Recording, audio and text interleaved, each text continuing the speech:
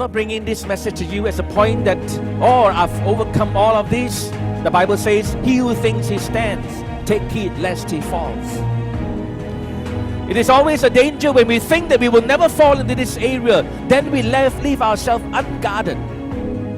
It is easy for the enemy to come in and to destroy whatever good that God has done for our lives. With criticism, with gossip.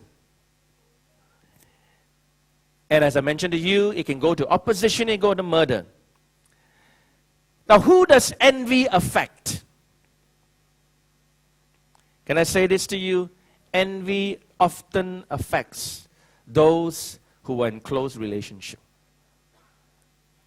Envy often affects those who are in close relationship. Envy happens in a family. Envy can happen among friends. Envy happens amongst individuals who are working on the same team.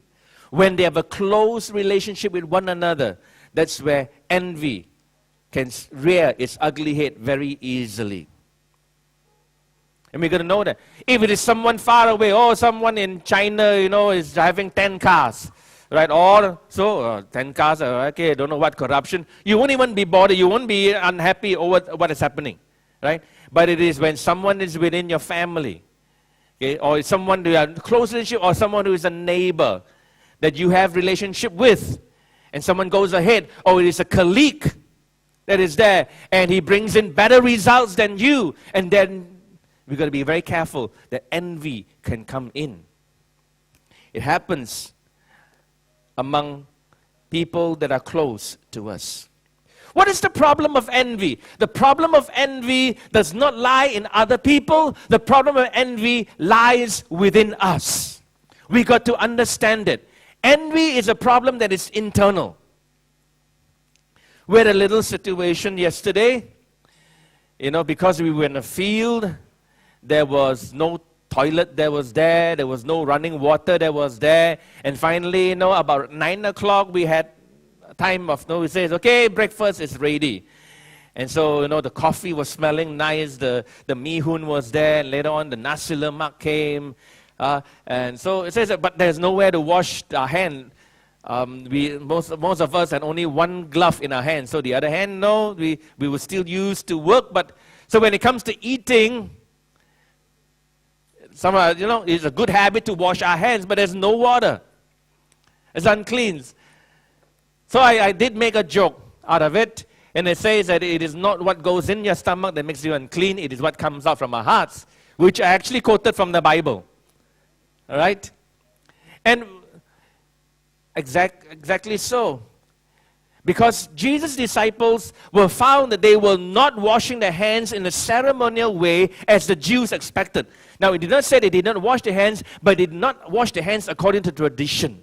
So they have various ways of washing hand, washing the hand, washing the feet, and so forth, and before they actually eat. And all of them, because they were envious of this group, pounced on them when they saw that they did not adhere to the traditions of the elders. And it says, your disciples don't wash traditionally before they eat. And Jesus came to the defense. It is not what goes in that makes you unclean. Now, obviously, if it's dirty hands, the dirty food that goes on inside, all you need to do is a stomach problem. Okay, and soon it's going to be dispelled away. But Jesus was highlighting that what is more unclean is that which is already residing in us, and it comes out.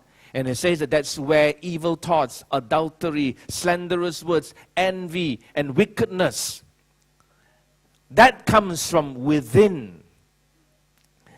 So I want to tell you this. It can happen to another individual, that someone else can be promoted, okay? That your good friend has a more beautiful girlfriend than you. Or you have eyes, but you didn't approach. And your good friend, who is more outgoing, begin to go out with the girl. And there is an envy there is already. Right? So it can happen to anyone, and when that happens, envy is a problem that's on the inside. And we got to know that. We got to arrest that and deal with that. Now let me share with you some things on what we need to do if someone is jealous of you or envious of you. Okay?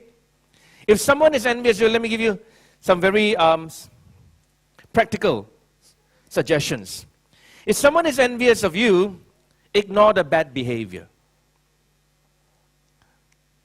Because you know that you have, because, self-worth, and a person who is struggling with that area of envy actually have a low self-esteem.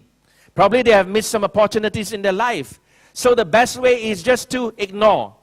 Once you react, you feed into the fire, and they are getting a reaction from you, and it begins to burn even stronger. So ignore them. Number 2 is this: try to treat them kindly.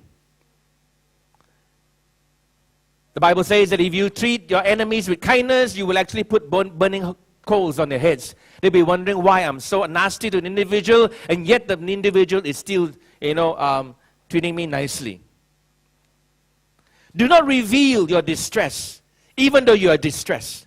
Do not reveal your distress, but rather go back. If you need to unload it to someone who will be able to help you to see a fairer picture. If someone else is envious of you, then it says that do not flaunt your success. Okay, do not flaunt your success. If you know that the person is already envious of you,